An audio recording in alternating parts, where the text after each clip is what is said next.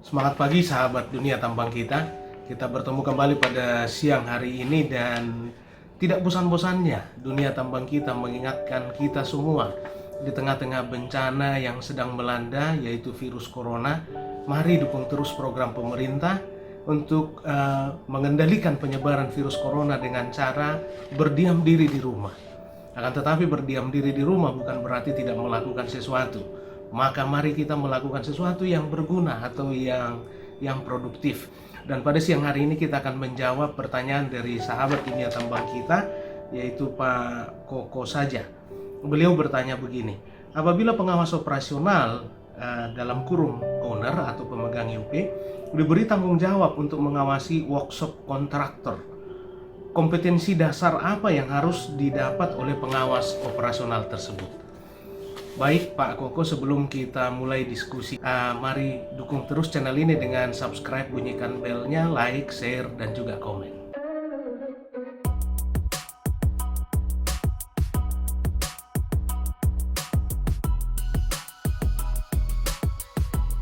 Pertanyaan Pak Koko tadi adalah apabila seorang operasional dari pemegang IUP ditugaskan untuk mengawasi workshop yang dimiliki oleh kontraktor, kompetensi dasar apa yang harus dimiliki?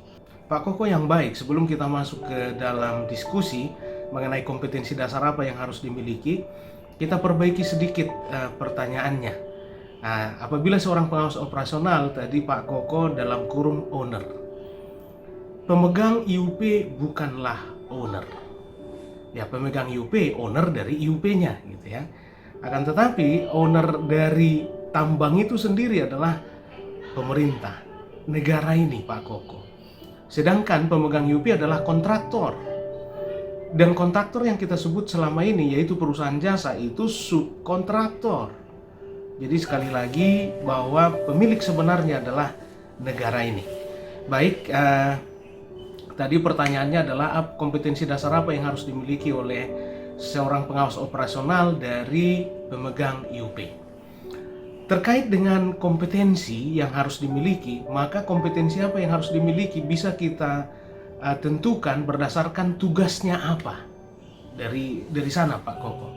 Yang jelas perusahaan jasa memiliki PJO atau penanggung jawab operasional, dan tentunya PJO ini dibantu oleh pengawas-pengawas operasional dan pengawas teknis. Dan bicara workshop, tentunya di sana sudah ada pengawas operasional yang dimiliki atau yang berasal dari perusahaan jasa tersebut. Nah, seorang pengawas operasional dari pemegang IUP ditugaskan di sana juga. Sebenarnya Pak Koko, tentu tugas dari pengawas operasional dari pemegang IUP itu adalah untuk memastikan bahwa di lapangan di mana pelaksananya adalah perusahaan jasa pertambangan telah menerapkan kaidah teknik pertambangan yang baik. Akan tetapi pada prinsipnya, kenapa perlu diawasi? Nah, itu jadi pertanyaan. Dunia tambang kita berpikir apabila perusahaan jasa sudah menerapkan dengan sebaik-baiknya kaidah teknik pertambangan yang baik, kenapa harus diawasi? Untuk memastikan, berarti masih ada keraguan dari kepala teknik tambang terkait dengan kinerja PJO. Tidak masalah, soal kontraktor atau perusahaan jasa sudah bisa dipercaya oleh KTT dalam rangka menerapkan kaidah teknik pertambangan yang baik. Kita memang menuju ke sana. Nah, tapi dalam rangka menuju ke sana perlu dipastikan fine-fine saja, tidak masalah bahwa KTT menempatkan seorang pengawas operasionalnya untuk mengawasi workshop dari kontraktor misalnya. Nah, oke. Tadi bahwa perusahaan jasa sudah memiliki pengawas operasional di workshop tersebut. Yang mana tugasnya, sebagaimana kita lihat di Kepmen SDM nomor 1827 lampiran 1 halaman 22, itu tugas dan tanggung jawab pengawas operasional, dan di halaman 23 itu tugas dan fungsi pengawas teknis. Tugas dan tanggung jawab sebagai pengawas operasional bahwa harus menjaga keselamatan, kesehatan dan kesejahteraan baik anak buahnya maupun orang lain yang sedang bekerja di area yang menjadi tanggung jawabnya. Nah, bagaimana caranya supaya itu bisa tercapai? Maka dia harus melakukan inspeksi, pemeriksaan, dan pengujian. Dan kalau kita lihat di halaman 23, tugas dan fungsi pengawas teknis, bahwa seorang pengawas teknis itu harus melakukan pemeliharaan, pemeriksaan, pengujian, dan juga penyelidikan terhadap sarana prasarana instalasi dan peralatan. Nah, Itulah tugas dan tanggung jawab pengawas operasional, pengawas teknik di workshop, ya, yang dimiliki oleh perusahaan jasa tersebut. Maka pengawas operasional yang dari pemegang IUP memastikan, ya, tugasnya adalah memastikan bahwa pengawas operasional atau pengawas teknis dari perusahaan jasa pertambangan tersebut sudah melakukan tugas dan tanggung jawabnya. Itulah tugas dari pengawas operasional dari pemegang IUP tadi, Pak Koko. Berarti dia harus memastikan bahwa pengawas operasional, pengawas teknis sudah melakukan inspeksi, pemeriksaan, dan pengujian, sudah melakukan pemeliharaan, kemudian penyelidikan, pengujian terhadap peralatan. Nah, karena itu tugasnya, maka apa kompetensi dasar yang perlu dimiliki? Nah, tentu yang pertama adalah pemahaman terkait dengan regulasi. Ya, regulasi yang mana? Regulasi terkait dengan penerapan kaidah teknik pertambangan yang baik. Karena tugas dan tanggung jawab Kepala Teknik Tambang sebagaimana kita lihat di Permen 26 tahun 2018 pasal 1 ayat 18 bahwa KTT adalah orang yang memimpin dan bertanggung jawab atas implementasi kaidah teknik pertambangan yang baik. Tentu KTT tidak bisa melaksanakan itu seorang diri, maka dia dibantu oleh PJO, penanggung jawab operasional. Nah, PJO tadi yang di perusahaan jasa ini dibantu oleh pengawas operasional dan pengawas teknisnya. Maka tugas dari pengawas operasional dari pemegang IUP tadi memastikan bahwa di workshop tersebut, ya, di workshop tersebut sudah dilaksanakan atau diimplementasikan kaidah teknik pertambangan yang baik. Bagaimana caranya bisa memastikan? Tentu dia harus tahu dulu regulasinya. Seperti itu, Pak Koko. Jadi yang pertama, kompetensi dasar yang harus dipahami atau yang harus dikuasai pengawas operasional dari pemegang IUP pada saat dia mengawasi workshop adalah pemahaman terkait dengan regulasi penerapan kaidah teknik pertambangan yang baik. Nah, kemudian yang kedua adalah kalau kita lihat di Kepmen 1827 lampiran 1 tugas dan tanggung jawab KTT yang pertama sekali adalah membuat peraturan internal terkait dengan implementasi kaidah teknik pertambangan yang baik.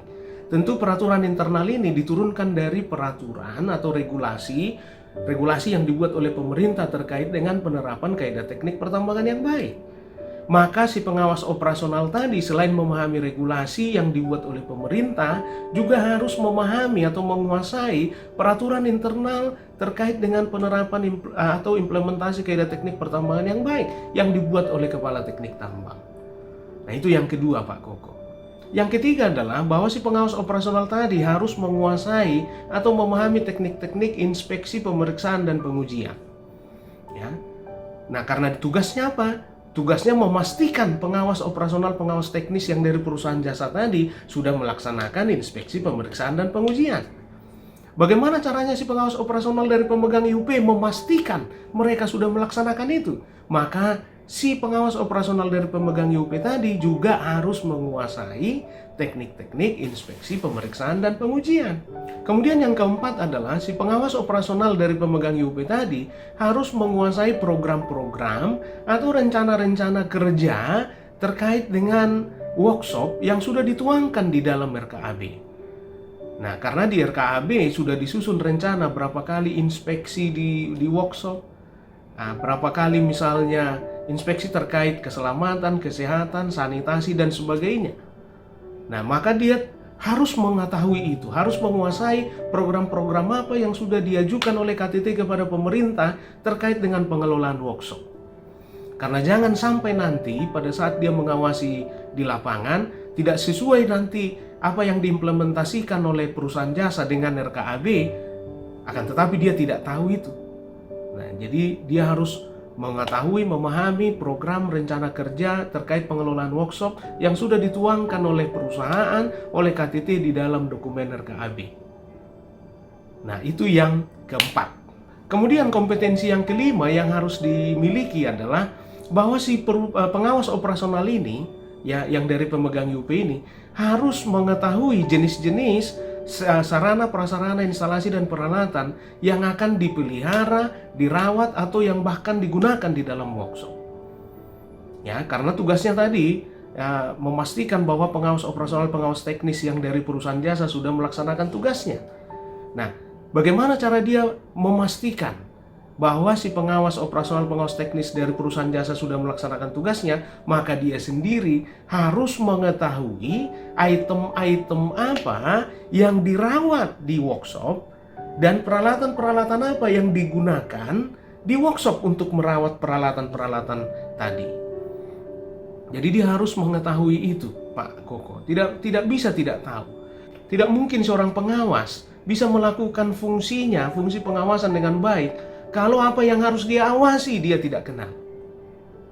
Ya, nah, itu yang kelima. Yang keenam adalah selain mengetahui jenis-jenis dari sarana prasarana, instalasi dan peralatan yang dirawat, dipelihara atau yang digunakan di dalam workshop, maka dia juga harus mengetahui dasar-dasar tentang peralatan tersebut. Tentu si pengawas operasional dari pemegang IUP tadi bukan untuk melaksanakan perawatan, tapi untuk memastikan bahwa telah dilakukan perawatan dan pemeliharaan, juga pengujian. Nah, tentunya bagaimana seseorang pengawas operasional bisa memastikan pengujian alat sudah dilakukan dengan baik kalau dia tidak memiliki kompetensi dasar terkait dengan alat itu? Maka selain mengetahui jenis, dia juga harus mengenal alat-alat yang dirawat, dipelihara atau yang digunakan di dalam workshop. Yang ketujuh adalah bahwa si pengawas operasional dari pemegang IUP tadi dapat berkomunikasi dan berkoordinasi dengan baik dengan pengawas operasional atau pengawas teknis yang dari perusahaan jasa. Dan satu hal yang perlu diingatkan, Pak Koko, bahwa si pengawas operasional yang dari pemegang IUP berada di pihak yang sama dengan pengawas operasional, pengawas teknis yang dari perusahaan jasa. Bukan di pihak yang berseberangan, mereka tim yang sama dan berusaha mencapai goal tujuan yang sama. Jadi tidak ada yang perlu diumpetin, disembunyikan. Tidak ada yang perlu ditutup-tutupi. Mari berkoordinasi dengan baik. Kalau ada permasalahan, mari kita cari solusi bersama. Ya. Jadi di pihak yang sama, di tim yang sama untuk mencapai tujuan yang sama. Karena kalau operasional kontraktor berjalan dengan lancar, tentunya kegiatan operasional pemegang IUP juga berjalan dengan lancar. Ya, dan bahkan di tim yang sama juga dengan pemerintah, dengan inspektur tambang. Karena dengan lancarnya operasional pemegang IUP, maka tentu potensi pendapatan negara juga dapat diamankan dengan baik. Nah, itulah yang ketujuh. Yang kedelapan adalah bahwa si pengawas operasional yang dari pemegang IUP tadi harus memahami pelaporan-pelaporan yang sifatnya insidensial. Ya, karena kalau yang berkala itu biasanya sudah di-pool di bagian keselamatan. Nah, sebelum disampaikan ke kepala inspektur tambang. Akan tetapi yang bersifat insidensial, contoh misalnya kecelakaan atau potensi pencemaran lingkungan. Nah, itu harus dia kuasai.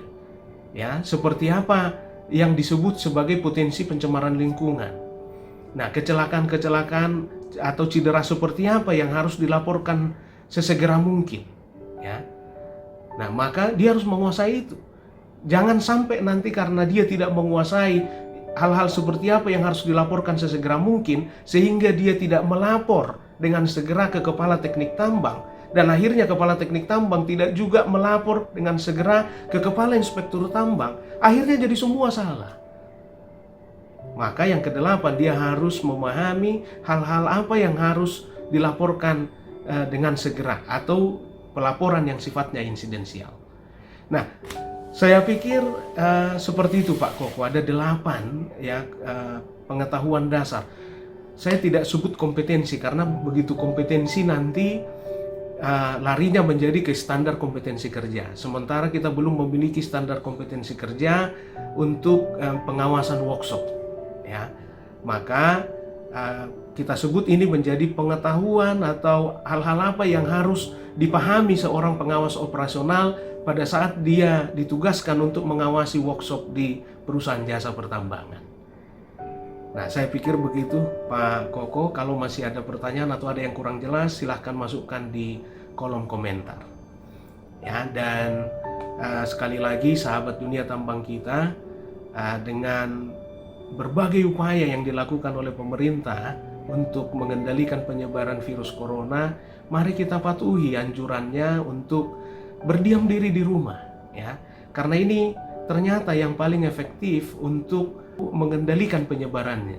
Dengan Anda berdiam diri di rumah dan tidak terpapar dengan virus corona, maka kemungkinan Anda terkena itu sangat kecil.